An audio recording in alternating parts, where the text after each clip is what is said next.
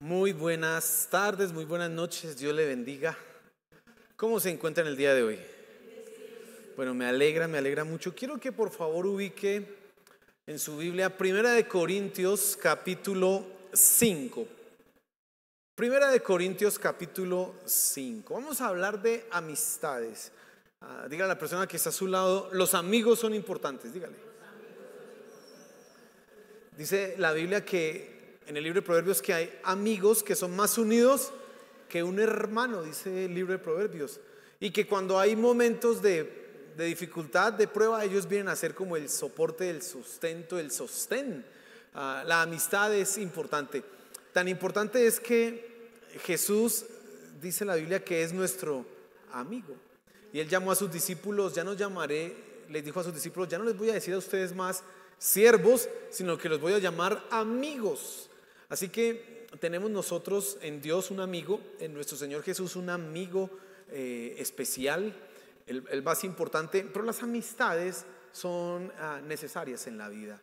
El ser humano fue hecho para vivir en sociedad, no es un ente solitario, no nacimos para estar por allá solos, no, necesitamos de relaciones y las más cercanas pues son nuestra familia, nuestra esposa, nuestros hijos, pero más allá también hay amistades y la pregunta es, ¿cuáles son las buenas amistades? Vamos a leer ahorita 1 Corintios capítulo 5 y voy a relacionar eso con las amistades porque Pablo en un momento dado va a decir con quién debemos andar y con quién no debemos andar. Y eso finalmente es quién puede ser mi amigo y quién no pudiera ser mi amigo. Vamos a pensar en eso, pero hay algo más que quiero mencionar antes de leer la escritura y es precisamente esa circunstancia o el contexto en el que nosotros nos desenvolvemos el día de hoy. En la época en que estamos nosotros, hoy 2025, la cultura que rodea y como esas ideas o eso que se da por sentado, por supuesto, indican que la sinceridad no es buena si afecta los sentimientos de la persona. Es decir, hoy lo que la persona siente prevalece inclusive por encima de la verdad. Tú no le puedes decir a una persona la verdad si esa verdad le afecta sus sentimientos, si esa verdad le daña, si esa verdad de alguna manera lo hace sentir mal, pues tú estás cometiendo un delito, un pecado en las categorías de nuestra época. Y eso ha hecho que hablando de amistades sea preferible quedar en silencio, no decir nada, porque yo no quiero ofender, lastimar, agredir o dañar a quien, a mi amigo. Es terrible. Hoy estamos en esa circunstancia. Un autor dice que esta es la época del yo psicológico.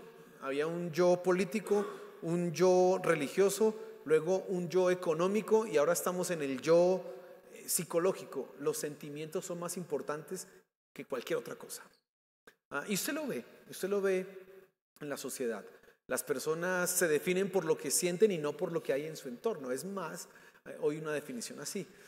Y eso nos ha llevado a la segunda cosa que precisamente es la tolerancia. Cuando nosotros hablamos de tolerancia, hoy día se entiende como que yo tengo que aceptar lo que tú eres y estar de acuerdo, aunque personal, internamente no me parezca. Yo tengo que decir que estoy de acuerdo contigo y participar en todo lo que tú haces. Y entonces la tolerancia de hoy día no es simplemente que pues tú con tu vida haces como te place, pues yo no te puedo obligar, no, sino que yo con mi vida hago lo que quiero y tú tienes que estar de acuerdo y además tienes que de alguna forma apoyarme. Es así como se ve hoy día la tolerancia y eso también ha afectado las amistades. Porque ahora una amistad, no importa lo que sea, no importa lo que piense, no importa lo que haga, se supone que debe ser tolerada. Esa es la época en la que estamos viviendo. Y las preguntas es, ¿cómo hacemos nosotros en un mundo así para tener amigos?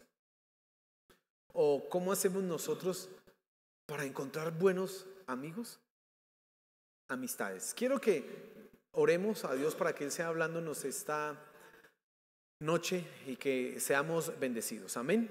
Padre, gracias porque hemos adorado, hemos cantado, te hemos exaltado, Señor, y ahora nos disponemos a mirar en tu palabra las verdades que son necesarias para nuestra vida. Gracias, Señor, porque nos permites acercarnos a ti en adoración y ahora quieres hablar a nuestros corazones. Que podamos aprender, Señor. Gracias. Amén y amén. Primera de Corintios capítulo 5, versículo 9. Dice así la palabra de Dios. En mi carta os escribí que no anduvierais en compañía de personas inmorales. No me refería a la gente inmoral de este mundo, o a los ávaros y estafadores, o a los idólatras, porque entonces tendríais que salir del mundo. Sino que en efecto os escribí que no anduvierais en compañía de ninguno que, llamándose hermano, es una persona inmoral, o avaro, o idólatra, o difamador, o borracho, o estafador. Con ese ni siquiera comáis.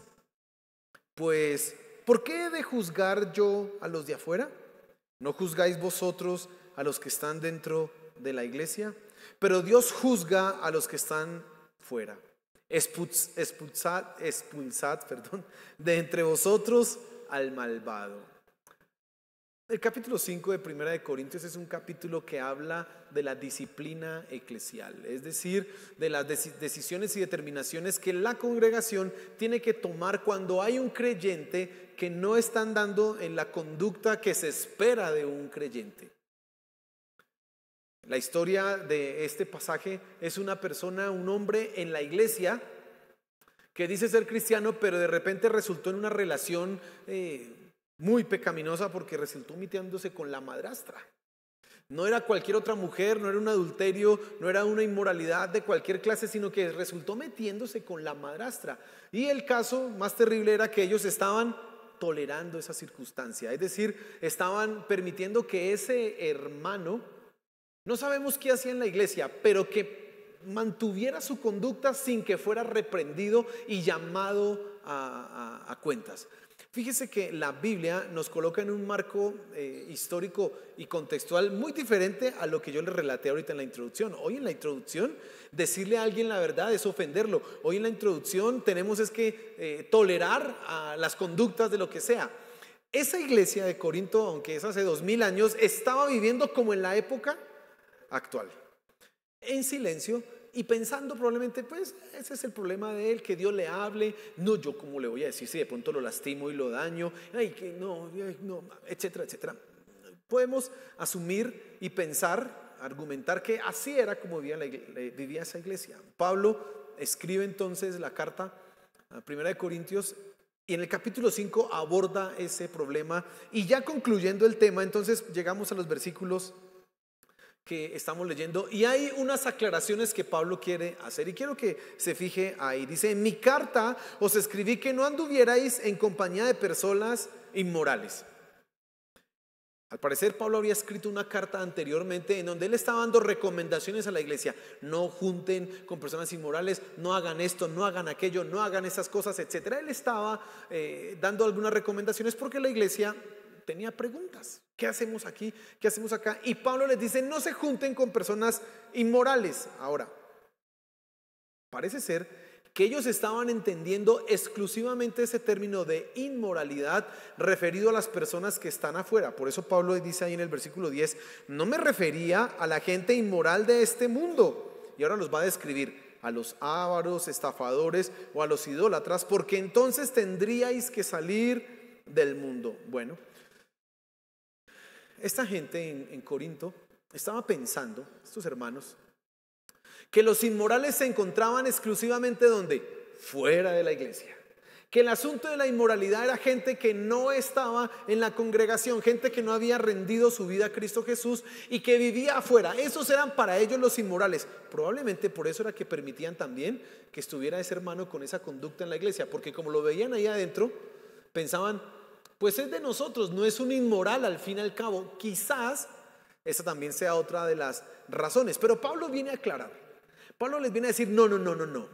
Yo no me refiero a los inmorales de este mundo, y coloca lleva el argumento al absurdo, porque dice: si yo les digo que se aparten de la gente inmoral, pues tendrían que irse del mundo, porque, a ver, usted trabaja con gente que no es cristiana, ¿y qué hace ahí?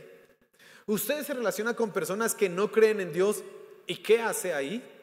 Usted cuando va en el Transmilenio o en el transporte público está rodeado de gente que nada que ver con Dios, y muchos de esos quizás son vulgares, obscenos. Cuántas cosas toleramos nosotros y vemos en este mundo que nada que ver con nosotros, con nuestra fe, pero estamos ahí. Y si se entiende, y la inmoralidad solamente referida a las personas que están afuera, tendríamos que irnos a vivir en Marte, donde no hay más seres humanos.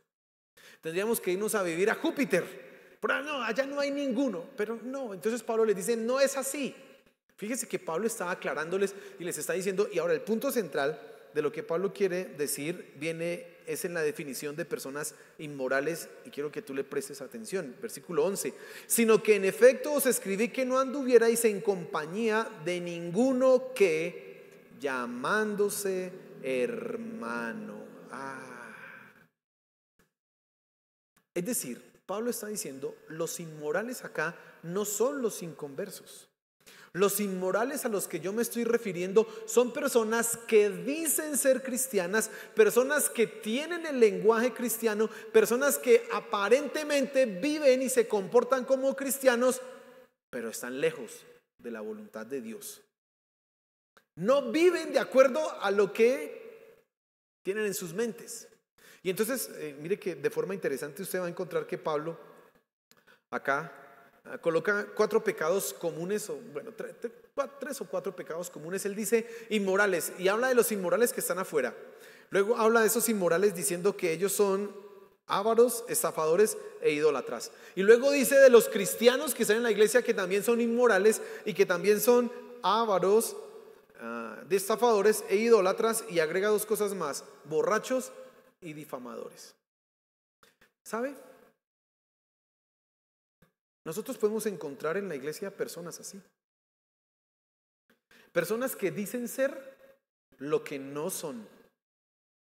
Personas que estábamos estudiando algo con los hombres y son los astutos religiosos. Y decía ahí el autor en una parte que me llamó muchísimo la atención, decía, ellos tienen la cultura cristiana, el lenguaje cristiano, las maneras cristianas, pero no son cristianos, no han nacido de nuevo, viven en una hipocresía terrible. Y dice, ellos son una peste para Dios, un dolor de cabeza para el pastor y un peligro para las hermanas de la iglesia. Dice así el autor, dice Edwin Cole, dice así. ¿Sabe por qué son un peligro? Dice, porque una mujer que se case con un hombre de esos va a ver el infierno en la tierra, porque ese nunca ha nacido de nuevo. Terrible. Y hay gente así en la iglesia. Hay personas que viven de esa manera, y Pablo se está refiriendo a ellos particularmente. Él está diciendo, no, les digo que no se junten con personas inmorales, y no se está refiriendo a la gente del mundo, porque finalmente los del mundo son lo que deben ser. ¿Usted qué espera de una persona que está en el mundo? Avaricia, envidia, mentira, lujuria. Usted no puede esperar otra cosa de una persona que está en el mundo. Sería usted muy inocente si espera que una persona que no haya nacido de nuevo, que no sea cristiana, ay, que sea buena gente y me traicionó y cómo me dolió. Pero pues si no es cristiano, pues eso es normal y natural. Pablo no se está refiriendo a ellos porque ellos de una u otra forma son coherentes con su manera de vivir. Dicen, no queremos a Dios, y viven como si no quisieran ¿a quién? A Dios. El problema está adentro. En los que dicen que aman a Dios, en los que dicen que adoran a Dios, en los que dicen que van a obedecer a Dios, y resulta que hacen otra cosa totalmente diferente. Esos son los inmorales. Y Pablo dice, son ávaros, estafadores, idólatras, borrachos, difamadores. Increíble Pablo lo que está diciendo. Yo creo que Pablo, como conoce a los corintios, de alguna manera, mire, y creo que se puede mostrar ese argumento, lo que voy a decir ahorita, de alguna manera les está echando en cara lo que ellos son. ¿Por qué? Miremos el de borrachos. 1 Corintios 11 es el capítulo que habla acerca de la Santa Cena. Y dice Pablo que en cuanto a lo siguiente, ahí en el capítulo 11, no tengo que alabarlos a ustedes, porque cuando se reúnen para celebrar la Santa Cena, unos comen más, otros son envidiosos, otros se emborrachan. Imagínense la Santa Cena en la iglesia de Corintios.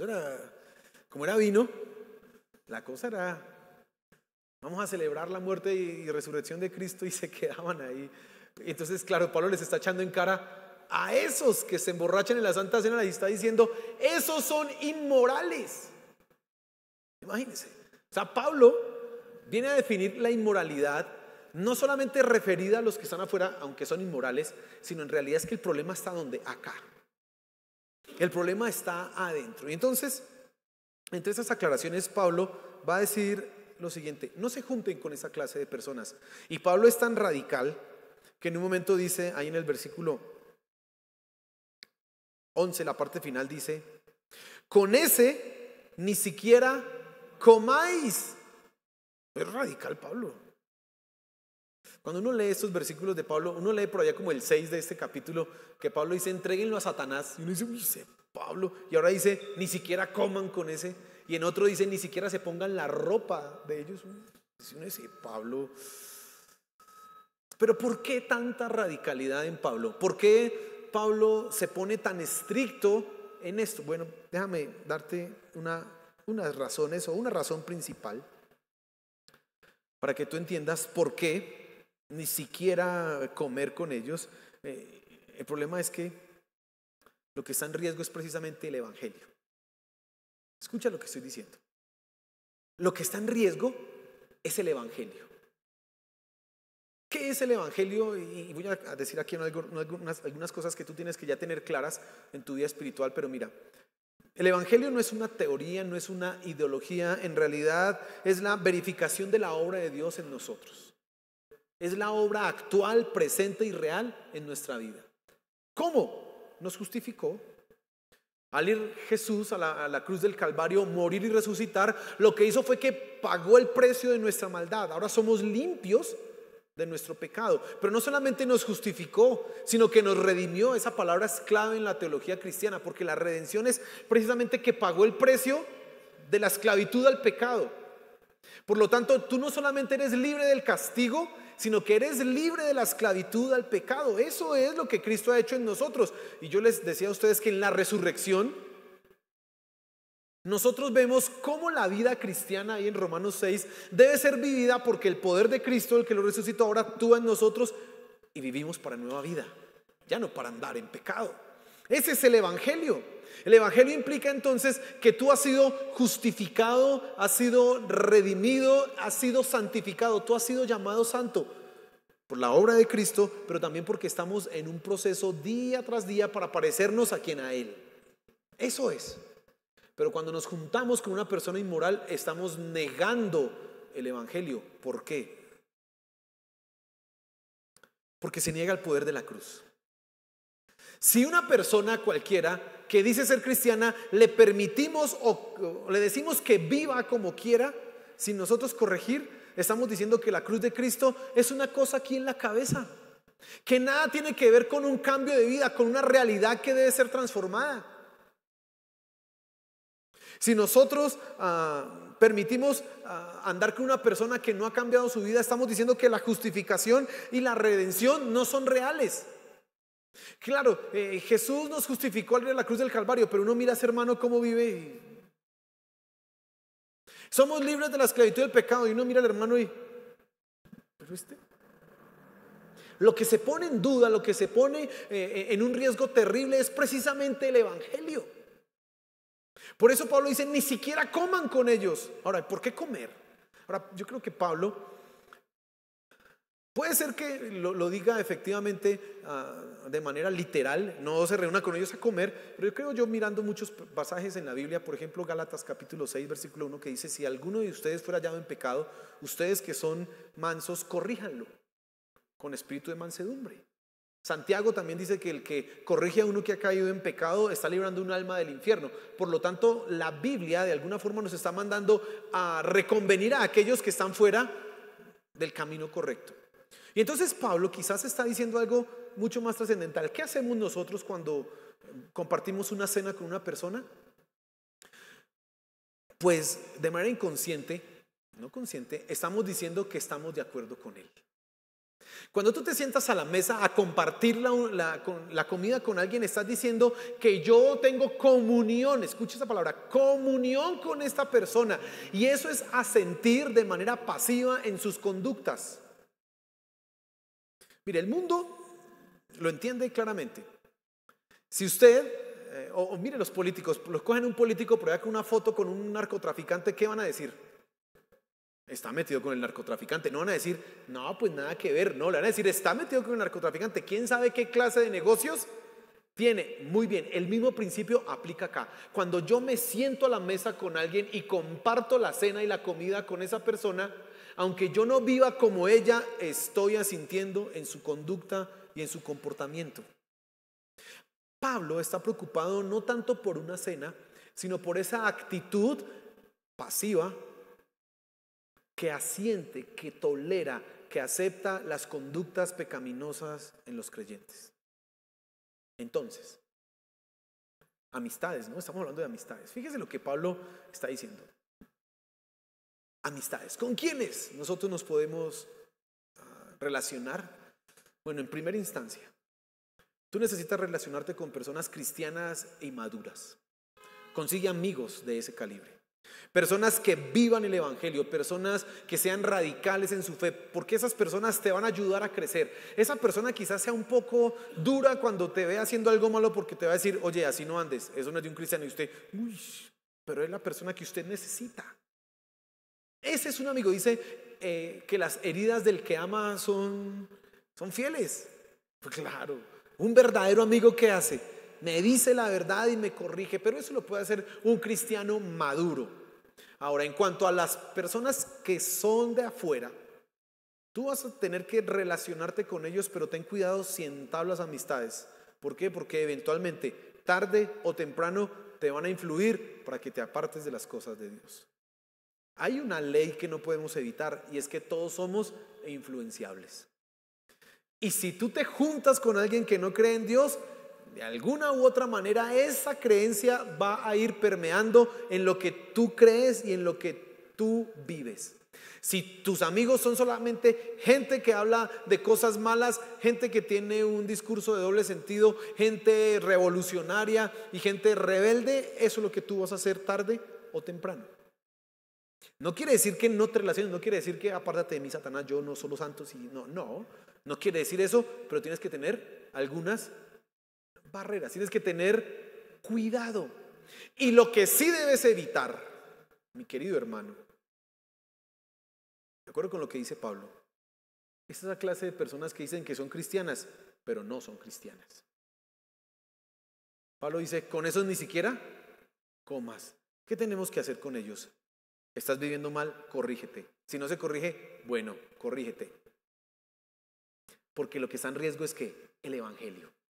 Lo que está en riesgo es lo que predicamos. Lo que está en riesgo es que la gente que está viendo a ese que dice ser cristiano ya no va a creer lo que predicamos. Y si nosotros lo toleramos, si nosotros le permitimos que viva de esa manera, porque aquí Pablo está yendo directamente a la iglesia y a la responsabilidad que tiene la iglesia como tal de corregir las cosas que están adentro. Ahora mira los últimos versículos que son importantes para entender cómo Pablo finaliza este pasaje. Dice, pues, ¿por qué he de juzgar yo a los de afuera?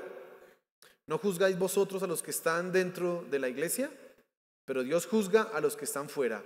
Expulsad de entre vosotros al malvado. Entonces, hay dos argumentos. Primero, no se junte con un inmoral.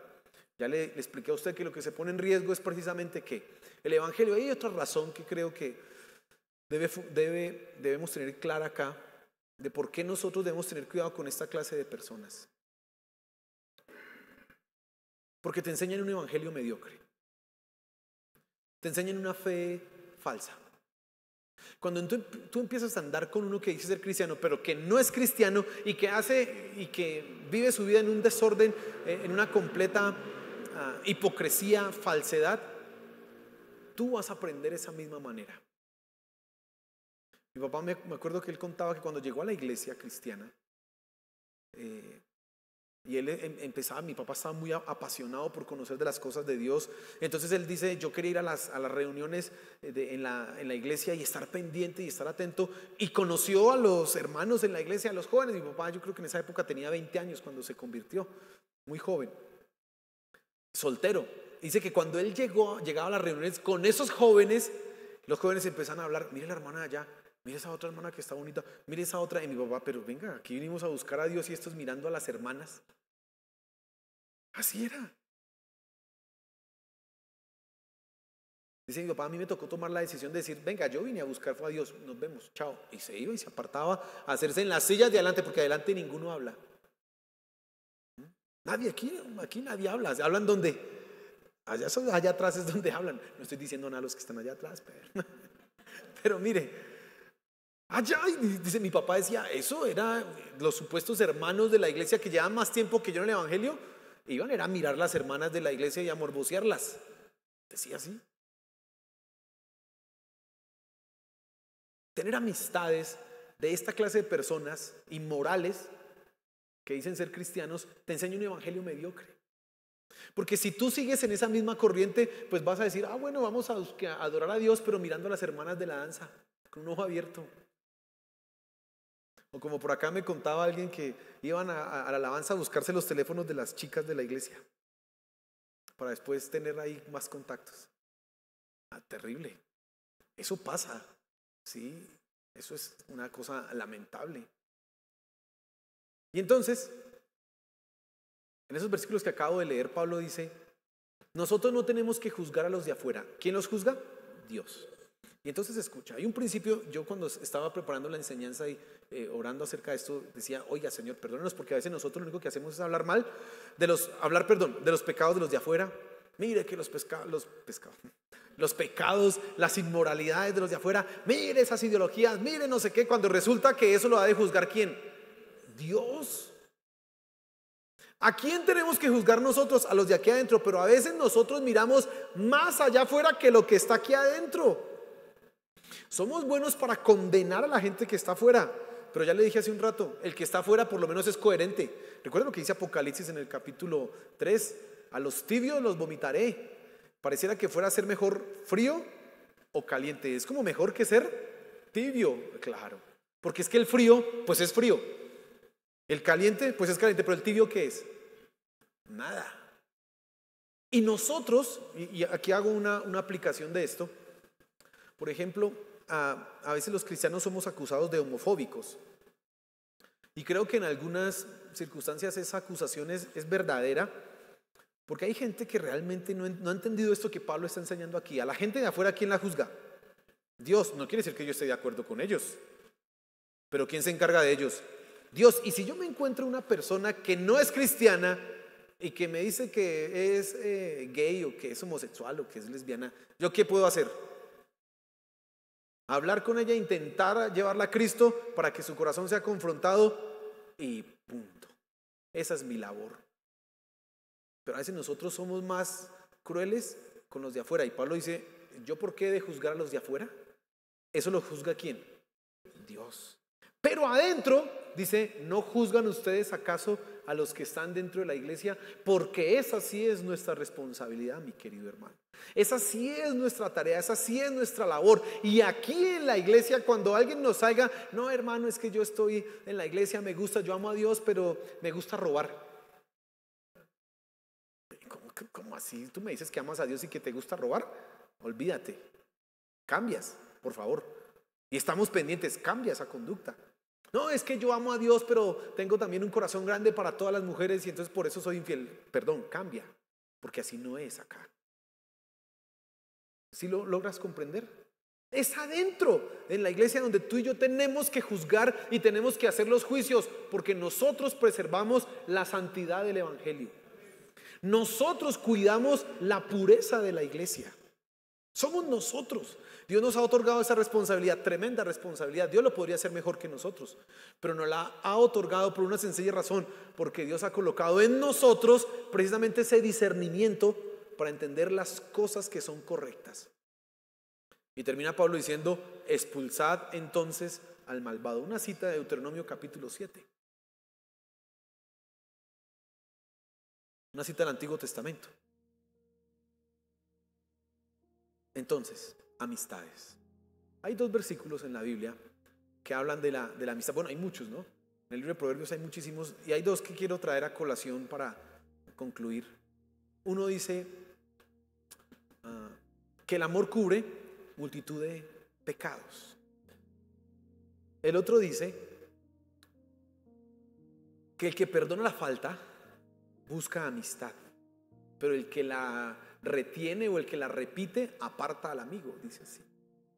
Y pareciera ser que esos versículos me indicaran a mí que yo tengo que callar todo, cubrir todo, pasar por alto todo y tolerar todo. Resulta que no es así. Amar es corregir. Cuando tú amas y corriges a ese amigo que dices tener, le estás diciendo: no quiero que te vayas al infierno, quiero que tú y yo estemos por la eternidad en el cielo, por lo tanto te voy a corregir aquí ahora. Debes cambiar tu manera de actuar. Pero a veces en la iglesia hemos caído en esa misma idea de lo que les mencionaba, ¿no? De ese yo psicológico, que es más importante los sentimientos de la persona. ¿Cómo te sientes? No, pero es que si yo le digo eso lo hago sentir muy mal. No, hermano, que se sienta mal para que entienda que eso es pecado y cambie su vida. Necesita ser confrontado con esa realidad. Nosotros no podemos de ninguna manera minimizar la realidad. El pecado es pecado, y cuando las personas viven en pecado, al infierno se van a ir. No hay otra respuesta a eso. Y si intentamos nosotros minimizar esas verdades, por lo tanto, ese amor que cubre multitud de pecados no es el amor que tú y yo podamos tener, es el amor de Cristo, que sí cubre multitud de pecados. Pero cuando tú amas a una persona, le dices: cámbialo, yo te perdono, estoy dispuesto a caminar contigo, pero no vivas así. Corrígete.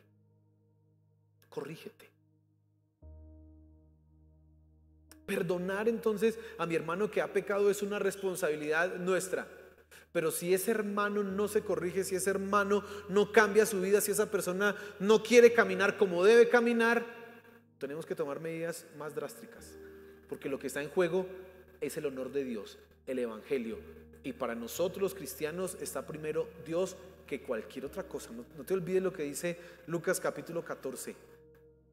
Si alguno quiere ser mi discípulo y no aborrece a papá, mamá, esposa, esposo, hijos, hermanos, hermanas y amigos, escuche, y amigos, no dice ahí, pero yo se lo meto ahí, no puede ser mi discípulo, dice así.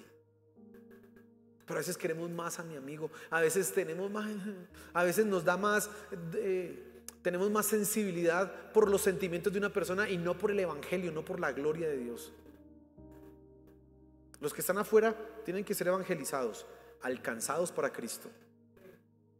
Los que están adentro necesitamos ser corregidos y que nuestras vidas cambien para la gloria de Dios. Eso es lo que Pablo dice ahí. Por eso él termina de una forma tan drástica: expulsen al malvado.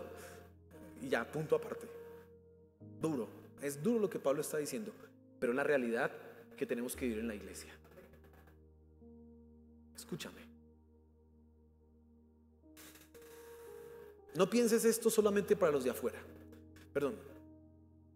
Cuando digo los de afuera, son los que no son, no eres tú. Porque a veces pensamos: ay, sí, y miras tú a los otros: ay, ese como que es pecador, y ese como que ya, y usted se sentó al lado de ese como que, usted dice: ay, Señor, Dios me está hablando. No, piense en usted, que probablemente usted es ese que dice que es cristiano y no está viviendo como debiera vivir. Piense en usted. No piense en el otro que necesita ser corregido, claro, y si usted se da cuenta, dígale: Señor, dame sabiduría y ayúdame para corregirlo en amor, pero para corregirlo. Pero piensa en ti, piensa en tu vida. Hay una parábola del Señor Jesús que es dura. Esta palabra es dura, pero la parábola del Señor Jesús también, que en el reino de los cielos hay trigo y hay cizaña. Algunos eruditos sostienen que el trigo y la cizaña es la iglesia y el mundo. Yo no veo esa interpretación clara con lo que dice la Biblia. Es al interior de la iglesia donde encontramos el trigo y la cizaña. Y la pregunta siempre será: ¿tú eres trigo o eres cizaña? Los dos se parecen, pero uno se va para el cielo y el otro no.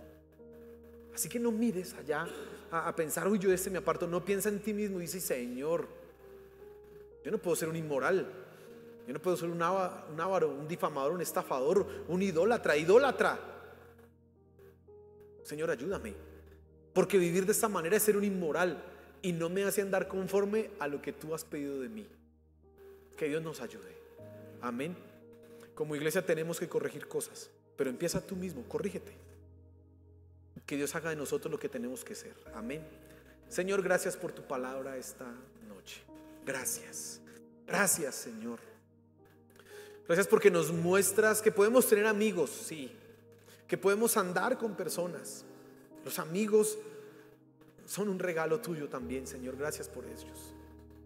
Pero Padre, que nuestro deseo de tener amigos, que nuestro deseo de compartir con personas no nos lleve a tolerar cosas que no debemos tolerar, a pasar por alto el pecado sin corregirlo. No, ayúdanos.